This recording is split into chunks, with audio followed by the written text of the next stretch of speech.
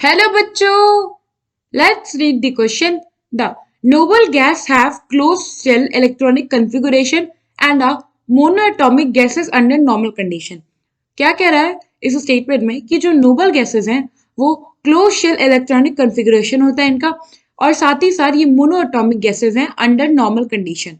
The low boiling point of lighter noble gases are due to weak dispersion force between the atoms and the absence of other interatomic interaction. Means कि कह रहा है कि जो lighter noble gases हैं उनका boiling point कम होता है और इसका रीजन दिया है कि इनमें वीक डिस्पर्जन फोर्स होता है बिटवीन द एटम्स और इसके अलावा कोई भी फोर्स प्रेजेंट नहीं होता है in between the atoms. Second paragraph, the direct reaction of xenon with fluorine leads to a series of compound with oxidation number +2, +4 and +6.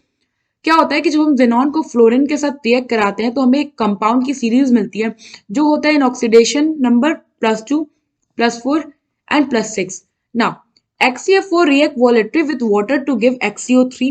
The compound of xenon exhibit rich stereochemistry and their geometries can be deducted considering the total number of electron pair in the valence shell.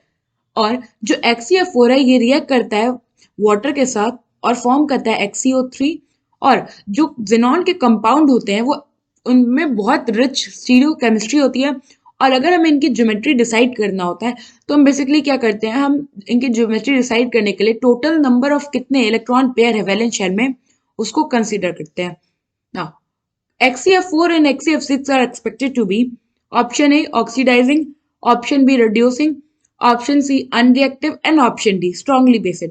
सो हमसे basically question में क्या पूछा है कि XeF4 जो xenon का compound है और XeF6 ये जो होते हैं इनमें से किस तरह से एक्ट करते हैं.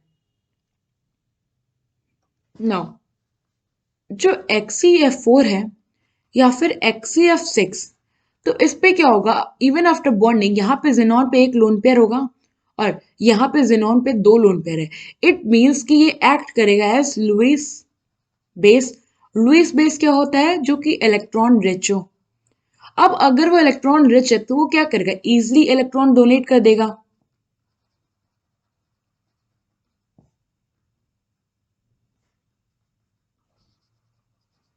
और अलग इलेक्ट्रॉन्स डोनेट कर रहा है इट मीन्स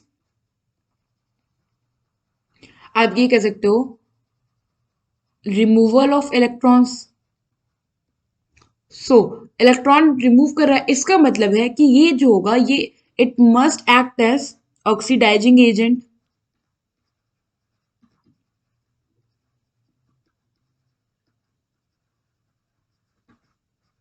हो जैसे कि हम जानते हैं कि जो ऑक्सीडाइजिंग एजेंट होता है उसके पास टेंडेंसी होती है, टेंडेंसी टू लूज इलेक्ट्रॉन.